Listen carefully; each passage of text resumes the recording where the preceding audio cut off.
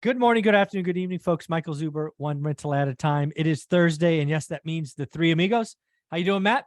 I'm doing awesome. Super excited to be here for another fantastic Three Amigos. There you go. And Dion, folks, we got to give Dion a little break. He's got a little bit of a cold, so he may be in and out a little bit. Hope you're feeling good, Dion. How are you? Well, try not to catch COVID through Zoom. I'm doing great. There you go. There you go. Well, let me go put on a mask and we'll be okay. Hey, we have been lucky enough on this channel to have the one and only Graham Stephan leave a comment on two of the last videos we've done where we talk about him. One was about housing crash, and I forget, which he did really well, right? He kind of went after valuetainment in the most polite way possible. And then another video, which maybe we didn't quite feel right. I think he was selling some real estate and we thought maybe missed a couple of points. But nevertheless, Graham was ever the professional, ever the kind person that he is. I think he really is that person, and replied to both. So what I want us to do is try to go for three.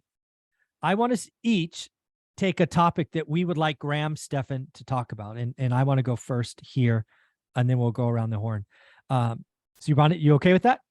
Yeah, sure. All right. So Graham, one of the things that I would love for you to talk about is go back to when you were Graham Stephan, the real estate agent.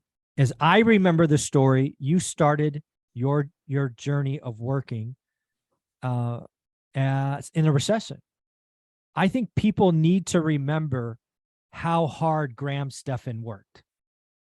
Today, people look at Graham Stephan, he does a video and he gets 300,000 views and does what he does. And people don't realize where Graham came from.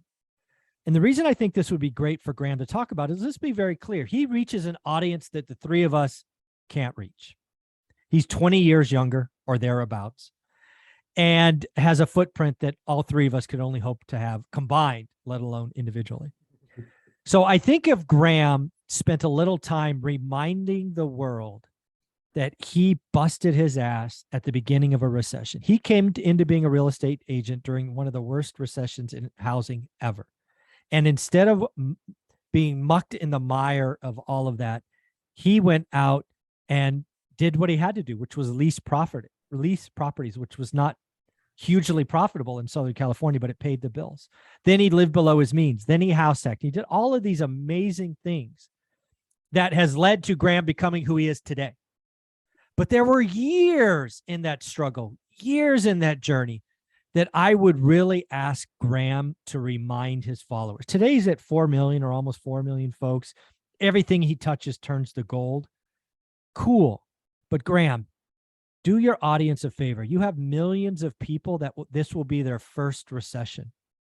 Remind them that you pulled up your pants, you put on your belt, and you went to work. You lived below your means.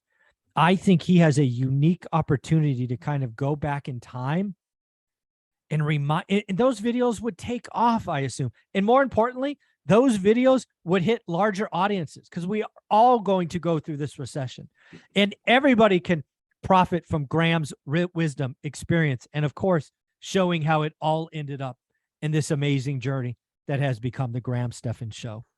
So if I had to ask Graham one thing, it's Graham, let's go back in time, or back to the future, or whatever you want to call it, and remind people where your journey began. 3, 4, 5 videos about, even if Graham, no, what would be great is Graham grabs his old videos, cuts and pastes them, as I'm sure he could do, and then inserts new content. This is what I would do this time, or this is what I did last. This is how it worked out.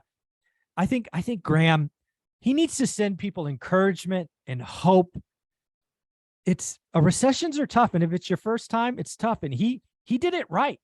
And I think we should celebrate that. So Graham, from me to you, please do that if you can. So Matt, we'll go to you next. He's replied to you a couple of times. Being the least favorite amigo, I appreciate going second. But I mean, honestly, what I would tell Graham is I think that his positivity is going to be needed. Mm-hmm. I think that it's time to apply the practical knowledge that he's given people about tightening the belt. But the thing that I would tell him is I think that he has a responsibility to reframe the American dream for his generation. And reframing the American dream for his generation really is about doing whatever it takes, legally, of course, but doing whatever it takes to get to your goal. And that it's okay that if your goal is a single family house, it's okay that that's not where you start.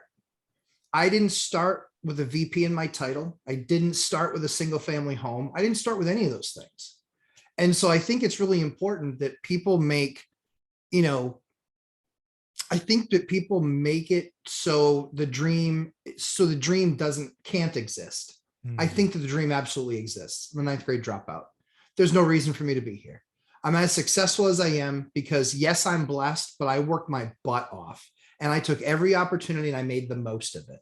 And I think that so many people, if they just stay focused, whatever it is, just be the best at it. I'm telling you, it is so much easier to be exceptional today than it was even 10 years ago. And forget about 20 years ago. I mean, it's so much less work to be exceptional now. But reframe the American dream. If you really want to own a single family home, so many people, I want to own my own house. Absolutely. What if I told you that you could? There's just a couple steps you take before you get to your own place where you don't have roommates. What if I told you that was the case? That's what made me come up with the 4-3-2-1 method that's worked so well for so many people that are now growing wealth, not just owning their own homes, but now they're growing wealth. Now they look at the life that they can provide their kids, which is far different than what they ever had themselves or what they thought they could have for their kids. So I think that with somebody that's as big of an influencer as Graham is, with as great of a marketer as he is, I think that he has the opportunity to redefine the American dream and making people understand that it's far more attainable than what they think it is. Yeah, that would be awesome. And again, my recollection of Graham's story is he house hacked for a long time. I think they were mainly duplexes or maybe a house in an ADU.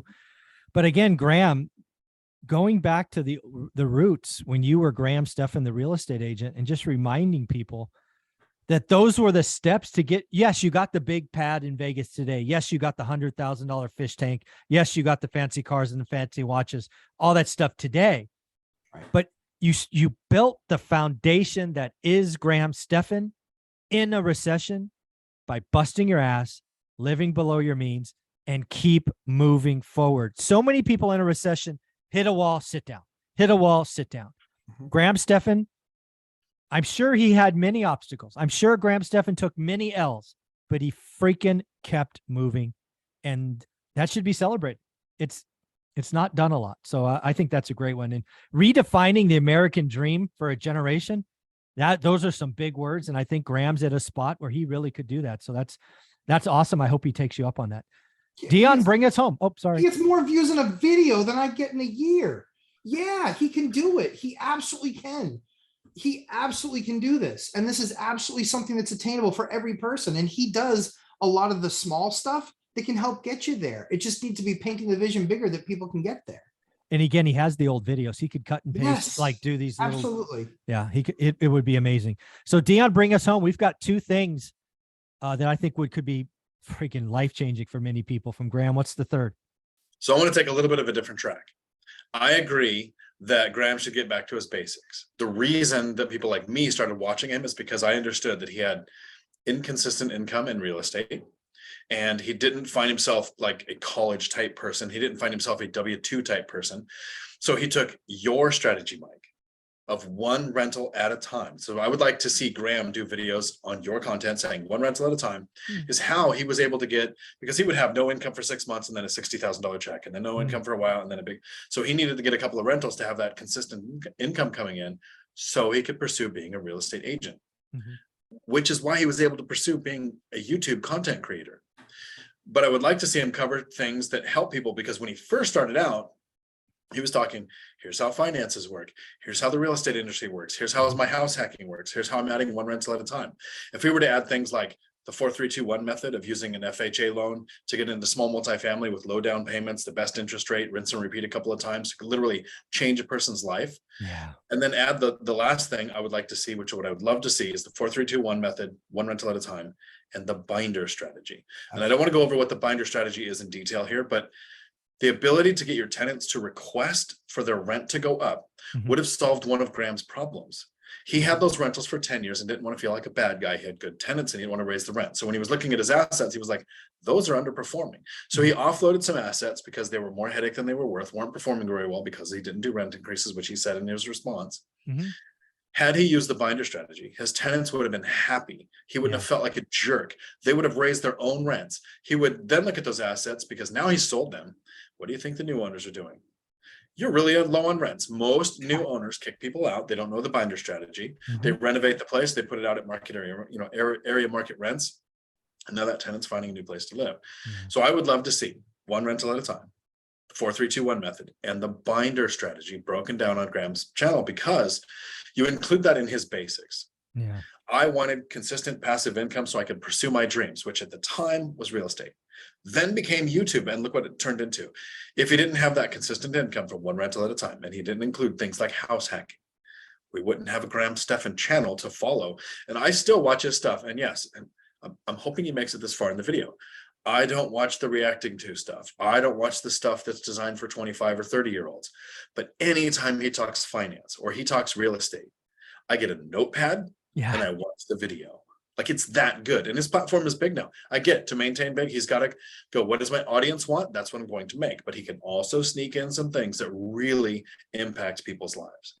Yeah. And again, kind of tying this all together, I think even Graham Stephan would admit, again, if you're most people and you don't blow up on YouTube, you really should increase wins. And I think the binder strategy is the right way to do it for 99% of people. You basically are creating the best win-win position where the tenant asks, and again, you keep them below market, but the tenant is happy. Go get a 2-year lease, whatever you want.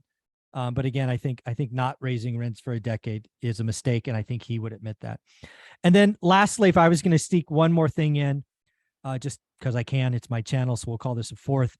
I really want him to hit again. For most people, the right answer is rental properties, or we could say one rental at a time if you'd like. He doesn't have to use those words. If he said rental properties, I would be okay with that. Most people, that is how they could build the foundation that becomes wealth. I was concerned that his followers would suddenly think franchising is the right answer. Right? He talked about selling some real estate and buying franchises. He never said the words that franchising is the future. But again, people see what he does. He is without question a voice that people follow. And it's just a fear. So I would love him to include, hey, most of you shouldn't be writing a $250,000 check to buy a franchise. You should be saving for an FHA down 3.5% or 5% loan, house hack, live with roommates, do what I did in the beginning. And then when you want to diversify after a decade, I'll be here with a chicken franchise if you like, something like that. So in the end, I hope Graham sees this.